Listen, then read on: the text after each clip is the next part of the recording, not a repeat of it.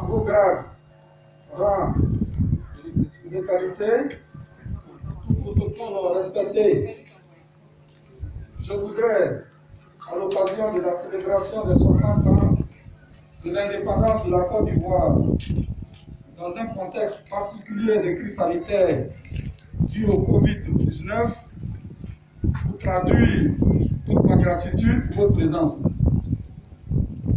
L'année dernière, à cette même date, vous avez vécu, pour ceux qui étaient présents avec nous, la célébration du 59e anniversaire de l'accession de notre pays à l'indépendance dans une effervescence particulière réunissant toutes les filles et tous les fils de la sous-préfecture. Le souvenir reste encore vivace dans la mémoire collective. Cette année, la pandémie à coronavirus nous contraint à célébrer la fête de la plus grande importance de notre pays dans la sobriété avec un symbole fort, la cérémonie des tous dames. Mesdames et messieurs, chers invités, population de la sous-préfecture de Diomant, au cours de cette année, notre pays, la Côte d'Ivoire, a connu plusieurs difficultés. Il s'agit d'abord de la pandémie à coronavirus qui a ralenti sa croissance économique et sociale dans sa marche vers l'émergence promise par les hautes autorités du pays. Mais face à cette invitée surprise qui a ébranlé toutes les structures socio-économiques des pays du monde, la Côte d'Ivoire, sous le leadership du président Alassane Ouattara et le gouvernement du Premier ministre Amadou Gon Coulibaly, a mis en place un plan de riposte sanitaire audacieux de plusieurs centaines de milliards de francs CFA qui a permis de limiter la propagation de cette pandémie et faire face aux exigences de survie économique des entreprises. Grâce aux différentes mesures prises par l'État de Côte d'Ivoire, avec l'appui de ses partenaires au développement, le pays reste debout, continuant ainsi sa marche glorieuse et inéluctable vers l'émergence. Ensuite, notre pays a connu de nombreux décès de personnalités administratives, politiques et religieuses de premier plan, dont le plus illustre est le Premier ministre Amadou Gon Coulibaly, décédé le 8 juillet 2020 à la tâche après un séjour médical de 2 mois en France. Son décès inattendu a plongé la Côte d'Ivoire tout entière dans la tristesse, car le pays venait ainsi de perdre un de ses valeureux fils. Pendant 8 jours, la Côte d'Ivoire, dans sa diversité, le président de la République en tête, a supporté dans la dignité le deuil et lui a rendu des hommages mérités.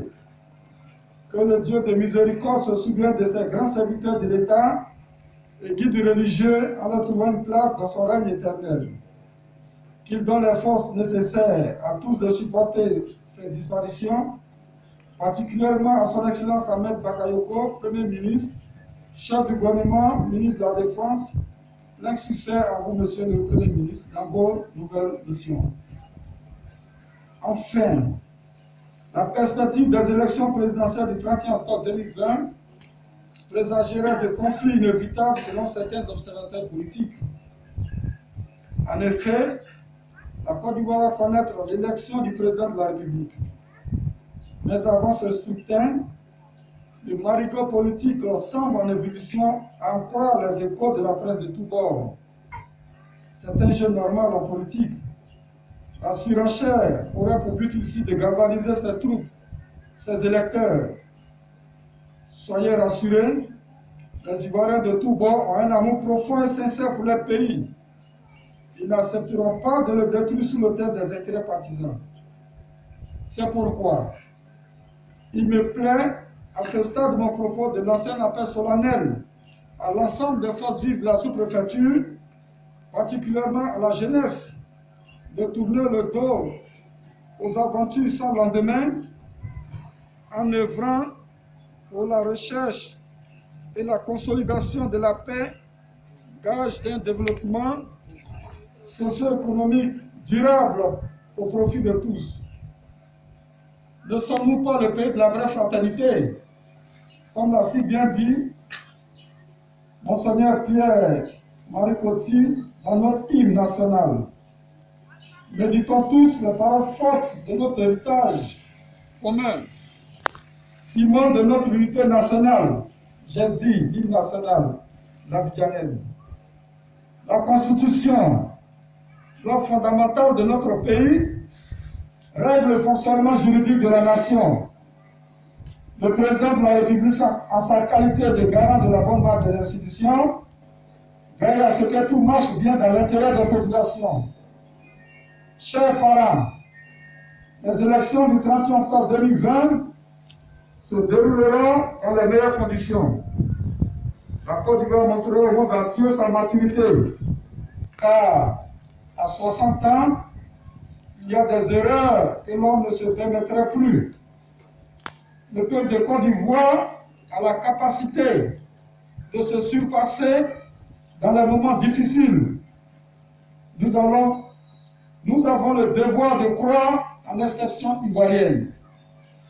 Mesdames et messieurs, chers invités, au cours de cette année, la mévente des produits agricoles tels que l'anacarde a plongé les populations dans la précarité.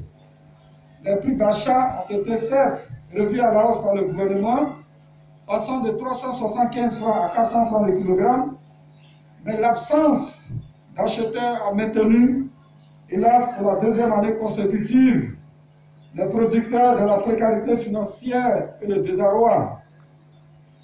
Nonobstant les difficultés énoncées plus haut, mesdames et messieurs, chers invités, croyez-moi, les populations de la sous-préfecture ont bénéficié de nombreux projets de développement qui me sont permis d'en citer. À ce stade de mon propos, quelques-uns.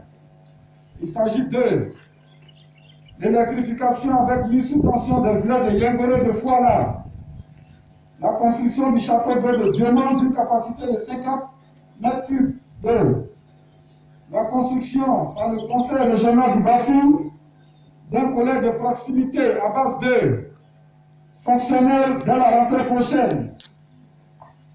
On peut déjà présager que les 150 élèves admis au CEP et à l'entrée en 6e seront les premiers élèves du collège, réduisant ainsi les efforts des parents.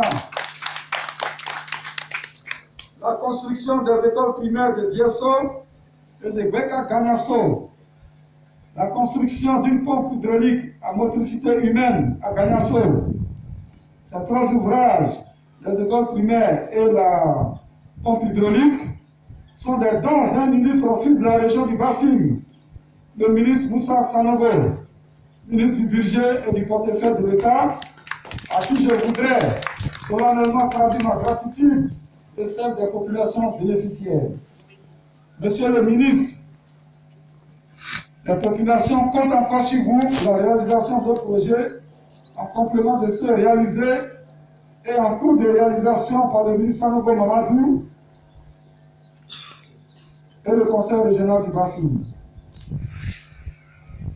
L'affectation du premier médecin, le Dr Kamena, et d'un deuxième infirmier diplômé d'État pour accroître la capacité en ressources humaines, érigeant ainsi le centre de santé rural en centre de santé urbain, celle-ci de Diamant.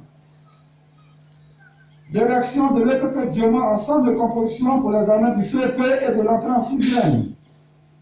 La dotation du centre de santé d'une ambulance médicale neuve pour faciliter les évacuations sur le CHR de Touba, situé à 40 km de Diamant. Cette ambulance est un don de la première dame Dominique Ouattara, grâce aux efforts du sénateur Demandé Mamadou du dépôt que je voudrais saluer à mon nom personnel et au nom de ses parents. Ici présents. Merci, monsieur le sénateur. La population de la sous-préfecture a encore besoin de vos appuis, car les besoins sont nombreux pour une sous-préfecture jeune comme la nôtre. La question des routes demeure une préoccupation pour tous. Le démarrage effectif des travaux de construction du foyer des jeunes par le conseil régional du Bafim Le démarrage, il y a peu, des travaux d'électrification du village de Toulon en attendant l'électrification des autres villages de la sous-préfecture. L'autorisation et le démarrage des travaux de construction d'un poste permanent de gendarmerie pour accroître le niveau de sécurité des populations et favoriser ainsi les investissements privés. Le démarrage des travaux de construction d'une école maternelle à Dieumont, initiative d'un groupe de jeunes cadres issus du secteur privé sous le leadership de M. Dieumone Famoussa dit Abou Bassam. Le démarrage du projet d'amélioration et de mise en œuvre de la politique foncière rurale PAMEFOR, consistant à la parcellisation et à la clarification des droits coutumiers à travers la délivrance des certificats fonciers individuels ou collectifs. Il faut noter que Dieumont bénéficiera dans ce cadre de la construction d'un bureau pour abriter le secrétariat permanent du foncier rural. En 14e projet, nous avons le démarrage incessant du projet multisectoriel de nutrition et de développement de la petite enfance. Aussi, face à la pandémie du Covid-19, les différentes sensibilisations des populations ont permis de contenir la maladie loin de nous. Aucun cas de maladie n'a été détecté dans la sous-préfecture. Il serait donc injuste de ne pas mentionner l'assistance de toute nature que le gouvernement et vos fils ont apporté à nos populations dans le cadre de la lutte contre la pandémie en coronavirus. Cette pandémie n'ayant pas encore été vaincue, je vous invite donc à continuer d'observer les différentes mesures édictées par le gouvernement, à savoir le respect des mesures barrières, le lavage régulier des mains, le port du masque dans les lieux publics, etc. Car cette pandémie est une réalité. Pour preuve, nous voici en train de célébrer notre indépendance dans des conditions restrictives. Au nom des populations, je voudrais traduire toute notre gratitude au président de la République et au gouvernement pour tous ces projets dont ils nous font bénéficier dans un contexte particulier de morosité financière.